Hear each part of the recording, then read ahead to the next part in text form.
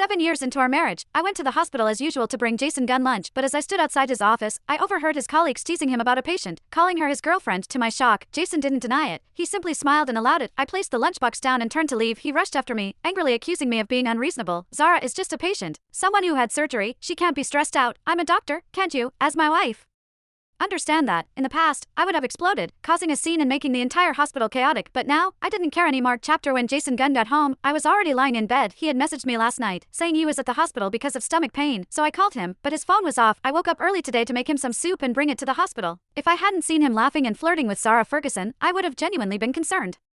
For him, as he climbed into bed, the mattress dipped slightly under his weight. He wrapped his arms around my waist and whispered, "Honey, why didn't you wait for me to come to bed?" If it were the old me, I would have wrapped my arms around his neck, eagerly responding to his subtle invitation, but now, I just wanted to get some sleep. Seeing me stay silent, he took my left hand, gently stroking it. The soup was delicious. I drank it all, but be careful next time. I saw you burned your hands. Let me put some medicine on it. He spoke. The cool ointment quickly spread through my palm. He kissed my left hand lightly and went to take a shower. The sound of water started in the bathroom, and his phone, which had been lying on the coffee table, began to ring nonstop. As a heart surgeon, Jason often got late-night calls from the hospital. Afraid of missing an urgent call, I picked up the phone before I could speak. A soft voice came from the other end. "Dr. Gunn, was dinner good?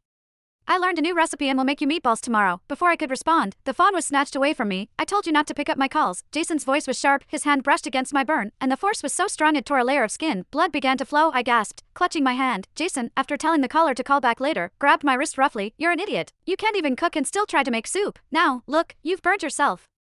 "Serves you right. Sit down, I'll treat the wound." It was summer, and if the wound wasn't treated quickly, it could easily get infected. I sat on the couch while Jason retrieved the first aid kit from his study. He kneeled in front of me to clean the burn, sighing. His tone softened. "Does it hurt, honey?" I didn't respond. His touch became gentler, and I could feel him blowing on my wound softly, trying to soothe my pain. When he stood up, a keychain fell from his bag. I picked it up and examined it closely. There was a dog and a cat on it, with the words, "Jason, I hope you'll be happy every day, from Zara." Jason frowned slightly. This was a gift from her when she was discharged. I just kept it. I placed the keychain on the coffee table, keeping my voice calm. "That's thoughtful." For a moment, the atmosphere in the room felt thick, almost frozen. Jason stared at me, bewildered. "Do you want me to keep it? Aren't you going to throw it away?" I looked up, confused. Why would I throw it away?